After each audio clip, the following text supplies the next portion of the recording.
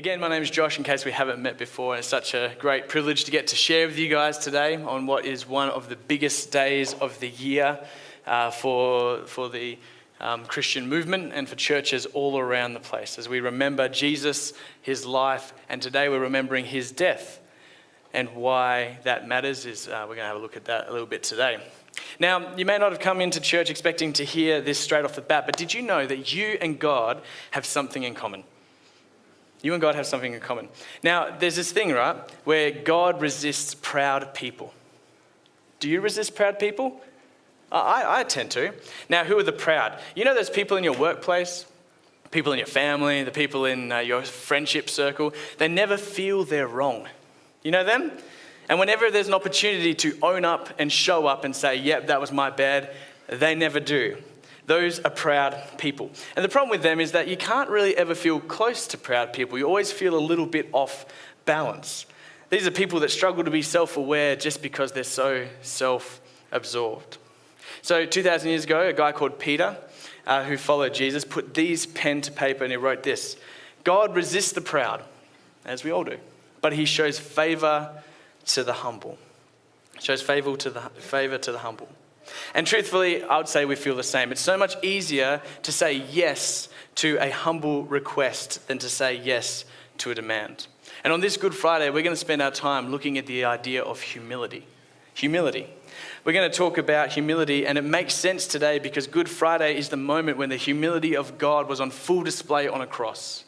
As Jesus was there on a cross, he was completely bare to the world, abandoned by those who said that they loved him and that they were following him. But it was on that moment of ultimate humility that God's power was ultimately shown. So over the last 2 weeks, we've been asking a simple question in this series. We've been asking this question: what would choosing to lose look like in this situation? And today is the ultimate display of what it meant for Jesus to truly lose. But over the last 2 weeks, we've been saying in a world of striving and ambition, of having to be number one, of might makes right, of living the way that all of us have been told this is how you live, what would it look like to actually take a step back and to consider another way of living? And one of the ways we see in Jesus' life is that he chose to lose on multiple points. So what would it look like to choose to lose in this situation? What would it look like to let someone pull ahead to get there first? Even if you were there first, to allow them to go before you. Because the cross is an invitation to choose another way to live. One that goes against our culture of succeed at all costs and up and to the right. It's about experiencing life with the power of God, a power that expresses itself through sacrifice, through others first decision making, through loving even when it costs you and it costs me. So today we're going to have a look at humility. Now, if you haven't read the Bible before or you're new to the Bible, it can be a little bit confusing. It's a very big book. We reference it. I'll reference some of the things today. But all you need to know to set the stage for today's message is this.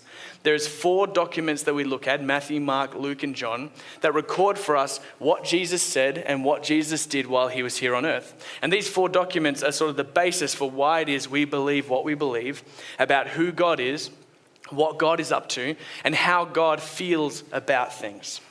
Because they record Jesus who represented God. Now what's interesting is that in these 4 documents, there's only one miracle that's recorded in all of them. And Ruth read it out very helpfully for me at the beginning. The only miracle that we see in all 4 documents of Matthew, Mark, Luke, and John is the feeding of the 5,000. But it's interesting, that's miraculous in itself. Jesus feeds 5,000 people from not 5,000 people's worth of food. Amazing, miracle. But what's interesting to me is what happens after the miracle and what we can learn from that. So here's the backstory to sort of set the scene for you. There was a guy called John the Baptist, and he was representing God and going around to people saying, God is on the move, God is doing something new, and someone is coming, you're going to love him. Jesus rocks up, John says it's him. And great, it's Jesus. Everyone goes, all right then. So some of John's followers becomes Jesus' followers. But the Roman leader at the time didn't like John, so he had him beheaded at the request of his wife. And the Jewish people at the time looked and said, we loved John. John was awesome. Why did you do that? And they got angry, they got upset, they were frustrated. with what was going on. And on top of this, it was Passover at the time, which meant people were everywhere. Passover was when the Jewish people remembered way back in the day, they used to live in Egypt, they were freed from Egypt, and they're celebrating we are a nation. And so Passover is happening, they're preparing for that, people are moving everywhere. John, someone they loved, has been killed, and it's just chaos. And it's amongst this backdrop that Jesus heads off to be alone. And people look and go, where's he going? Because he can help us. And people start to amass and amass and amass. And before you know it, Jesus has got 5,000 men before him. Now, 5,000 is probably more than 5,000 because they just counted about 5,000 men. It would have been a little bit more than that. Now, these people were waiting because they were expecting and waiting for instruction. All right? They were going, this is the guy John pointed out. John is dead. He's the one that has the answers for us. So they are waiting to see what happens. And this is what we read in Matthew chapter 14. It says, the disciples said, send the crowds away. We've been out here for a while. They gathered. It's going to be nightfall soon. These guys need to eat. So we've got to send them away quickly so they can go and get their resources and everything. And then we can probably reconvene afterwards. Jesus says, you give them something to eat. To which they went, it's a lot of people. I don't know who's paying for that, where we're going to pull that from. And then Jesus goes, takes a little bit of food, multiplies it. The people freak out. Isn't this amazing? How good is Jesus? It's a miracle. Crowds going wild.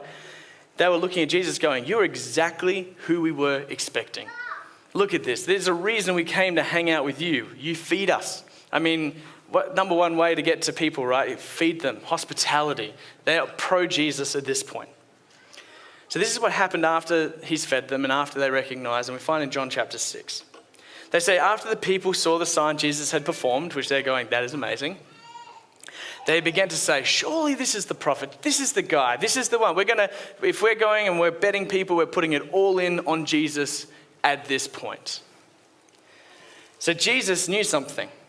Knowing that they had intended to come and make him king by force, he withdrew to be by himself. This was a big moment for Jesus. Jesus could have stayed, and he could have taken the 5,000 men, which is about the size of a Roman legion, and he could have marched to Jerusalem with force. And probably along the way, he could have easily picked up another 15,000, 20,000 people. Because the Jewish people under Roman occupancy, they want to throw that off. Jesus has 5,000 men here. Let's make him king. Let's march and let's be a rebellion and a force to be reckoned with, especially where some of their mind is going. So it's a temptation for Jesus. Does he choose to take this option and go by force, or does he do it another way? It was a temptation because Jesus could have been just like every other ruler at the time. Might makes right. If I've got the most men with the most swords, then we're going to win. So Jesus looked at that and said, that's not how I do things.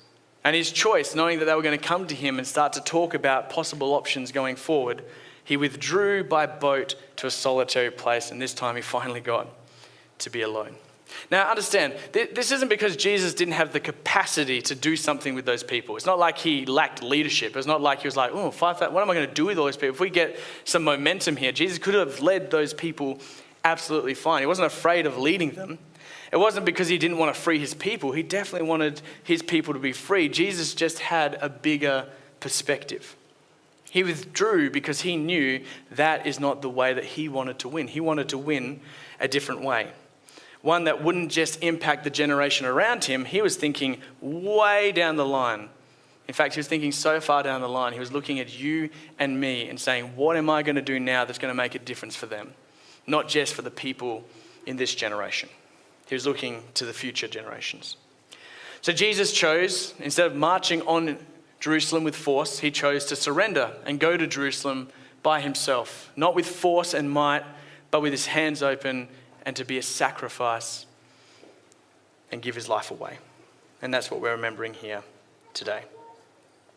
We're remembering that God sent his son to bring a new way of living. If he had operated like everybody else, people would have gone, you're just like everyone else. God had a heart for people, a new way of living, and Jesus was bringing that through. It's a God who looks at you and me and says, if you want to follow my way of living, you got to understand it's different to the culture. It's a way that's marked by extravagant love for others. It's a way that's marked by choosing to lose. It's a way that's marked by chasing humility, by putting other people first, by saying sorry first, by owning more of the issue than you should. And if Jesus had gone and taken the place by force, we would be looking at that and say, well, we don't have 5,000 men. We don't have an army behind us. But Jesus said, my kingdom operates different. The way I want you to live is different. And the only way he could verify that that is the true message was if he actually lived it out. And he did something that we can all do. He chose second place. He chose others first. And he chose to give up his life for others. Paul later writes on that if we want to follow Jesus, truly follow Jesus, he says that one of the things we have to do is submit to one another. Submit to one another out of reverence for Christ. What that means is that we need to submit to one another, not because they deserve it. We need to give the other person the benefit of the doubt, not because we think that they're trustworthy. We need to love others, not because we think that they're going to do the same in return. We need to do it because that's what Jesus did for us. When Jesus laid down his life for you and for me, it became the blueprint for how it is that people who say, I love Jesus, live out our lives. To follow Jesus means to follow the example of Jesus. So Paul said, submit to one another, because that's exactly how Jesus lived. And then from Jesus' own mouth, he said this. He said, my command is this. Now Jesus said some things and said some commands, and one of them is this one here. We find it in John chapter 15. My command is this. If you want to follow me, if you want to be part of my team, if you really want to get onto the Jesus train, then you're going to love each other as I have loved you. That's tough. It wasn't love each other as you deserve to be treated. It wasn't love them as much as they have shown love to you. He said, I want you to love one another through action, through speech, through reconciliation. I want you to do that as I have loved you. Jesus created the standard as himself. Well, Jesus, how much did you love us? Well, I went to a cross for you. I gave up my life for you. I didn't put things in place so that I was looked after and you had to look after yourselves. I took the first step and front-footed it and said, I'm going to show you what true love looks like, and true love looks like giving up your life for other people. He backed it up by dying a death he did not deserve to show that it is possible to win without being the one holding the sword. So if you follow Jesus and he is your king and you say, yep, I'm in that place, then the command is simple. You love others not as they have treated you, but you love others as Jesus has loved you. And just think about it for a second. Isn't life better when people do this? So just take a second and think about your life. Isn't it better when people love other people in a way that shows extravagant generosity to them and humility? Life just goes better. In fact, the people that we most admire probably do this as part of how they live. You know those work people you work with, those co-workers, and there's something different about them. They always seem to be willing to say, I'm wrong, I'm sorry, it's okay. You know those people? They're awesome, right? They don't go and look out for number one. You know those people, and as a parent, I'm on the playground and I look at some parents, I'm like, I don't want to do that. And I look at other parents and I'm like, how do they stay so calm? How do they be so chill? How is it that they have such kind words to say? They just parent different. They relate different. These people that live this way and actually follow it, they live differently. And when we come in contact with people who put other people first and don't put themselves first, we go, I like you. I want to be with you. And sometimes we look at them and go, I want to be you. And aren't we better people when we do that as well? When we choose to lose, when we love even when it costs us, when we chase humility, when we just follow the example of Jesus, life makes sense. I think our world is better and your world is better if you choose to follow Jesus and his way of living. When we embrace the invitation of the cross, to stop striving, to stop achieving, to stop looking out for number one, and to look at Jesus as the model of what it means to lose on purpose. Put others first on purpose. Not be self-centered. Life is better. So let's wrap this up. Another statement that Paul makes that gets to the heart of this idea of humility later on in one of his writings. Paul wrote a lot of the New Testament. and he shaped our world in ways that you may not even fully appreciate.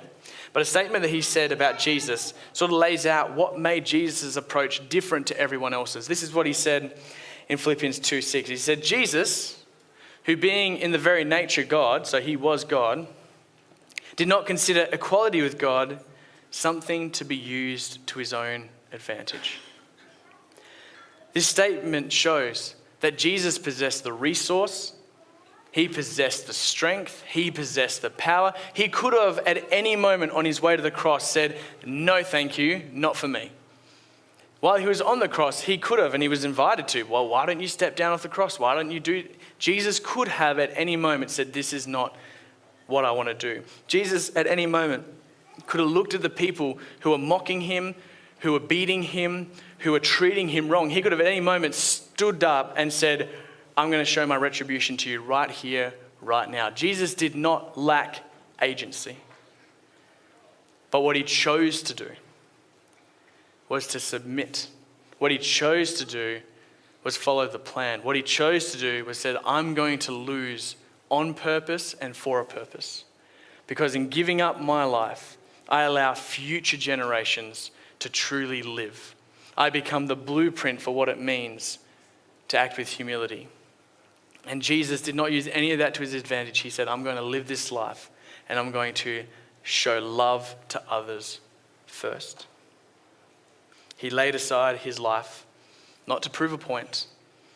He did it to win a relationship, to win millions and billions of relationships.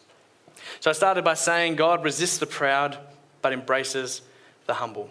So I'm going to invite everyone here if they'd like to take a step today in the space of humility. Now,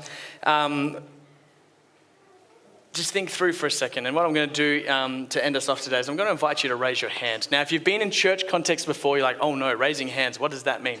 What I want to do is I want to ask you if you'd like to take a step today in being a little bit more like Jesus. Now, if you believe in Jesus, this is just part of what we do.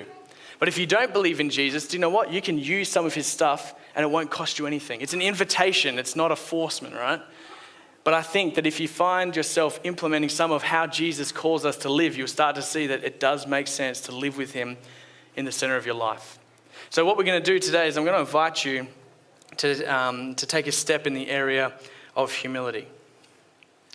So here's the question. And you're going to have to think. I don't know your context. I don't know what you're living like. I don't know what your situation is. I'm just going to put some stuff out there and you need to opt in. You need to opt in to where you feel it fits for you. Is there a place in your life over the next couple of weeks where you could extend humility? And here's what that looks like practically. Is there a space in your life where you need to lay aside your advantages or the pain of the past for the sake of a relationship? So let's go into the home for a second. In the home, do you owe an apology to your kids? Or do you owe an apology to your spouse? Or do you owe an apology to your parents? Do you owe an apology to a sibling? Maybe you need to come up and front foot it. Yes, they wronged you. I get that. I understand that. If you were following my way and it was the way of Josh, I'd be like, don't worry about it. That's different, right? People hurt us in ways that we can't even comprehend. I get that. And I would want to give everybody a pass if I was to hear your story. But Jesus was willing to die and he doesn't give us as much rope to move in that space. So in the home, is there someone you actually owe an apology to? Let's go to the workplace. Do you need to initiate reconciliation, even if it was their fault? Their email was wrong, I get it. The way they talked to you was wrong, I get it. The way that they operated or that they hid that, that account expense or whatever it is, whatever happened in the workplace, is there someone that you need to initiate reconciliation with over the next couple of weeks? Or perhaps with your friends. Maybe someone's actually trying to reach out to you and apologize and you just need to accept it. Someone did something that was wrong. Someone didn't operate in good faith of the relationship and they've been saying, I'm sorry, I'm sorry, I'm sorry. And you're sitting there going, I don't want to accept that. That's not me. And you just need to go, you know what? I need to accept that apology. I need to actually say, you know what? It's okay. The relationship may not be the same, but I need to accept that and I need to figure out how to move on in that space. If you want to follow Jesus and be part of the humility that changes our world, then you need to consider this. Are you willing to move in someone else's direction, even if it costs you something, for the sake of the relationship? For the sake of the relationship, are you willing to move towards them and say, I'm going to front foot this, I'm going to step forward, and in humility, I'm going to initiate reconciliation, even if it costs you something? Because the example that we have from Jesus on the cross is that he moved in our direction. He initiated reconciliation, and it cost him his life. Is there an area that you need to move in the other person's direction to initiate reconciliation, even if it costs you a little bit of your pride, even if it costs you a little bit of I'm right and they're wrong, even if it costs you a little bit of that pain you've been holding on to because you feel justified in that space? Again, if you follow Jesus, I think the answer is yes, we have to do all of that. If you're here this morning and you don't follow Jesus or you don't know where you stand with him, then I want to say to you, you can live this out here and now. Jesus showed everybody on the cross, this is what it looks like to ultimately put other people first. And his invitation down the generations is to follow me, follow me, follow me. So you can follow him whether you believe in him or not. I mean, the litmus test for what we do isn't always based on it's 100%, we 100% believe it, right? There goes all the fiction straight off the bat. If it had to be true for us to do something with it, then we wouldn't do a lot of things in our lives. So you don't have to believe the story of Jesus is true to look at the example of Jesus and what we read and what we believe as a church and go, I think there's something there. So here's my invitation to you right now. I'm going to pray for everybody for God to give you the strength to step forward in the workplace, the home, or in your friends, and to move towards someone even if it costs you. And what I'm going to invite you to do right now is if you want to receive that prayer, would you mind putting your hand up? Maybe you need a little bit of help in that space. Just put your hand up for a second. Awesome. Let me pray for you. Let's all close our eyes. And if you didn't put your hand up, God still hears the prayer and he can apply it to you. Don't worry, he's amazing and big. Let's pray. Lord God, you saw all those hands that went up just now. There's a lot of pain in our earthly relationships. And some of us need to choose to move in the direction of the other person. Not because they deserve it, not because they're right, not even because they would do it for us, God, but because you did that for us. So Lord God, right now, for every hand that was raised a second ago, for everyone who wants to receive this prayer, the prayer is simple. God, would you give everyone the boldness to take the first step? To send the text message, hey, can we catch up? To send the email, hey, we need to chat. To make the phone call, hey, it would be great just to touch base with you. To make time in the calendar this week, hey, can we spend some time chatting about something that I want to bring up? Would you allow us to take the first step and show people the love of Jesus? Because that's what you did for us. So I pray for boldness for everyone in the workplace, in the home, and with our friends, that it is because of you, Jesus, we can live truly alive while on earth. So I pray for boldness as we follow your example of moving in the direction of others, even when it costs us. In your name and for your glory, amen.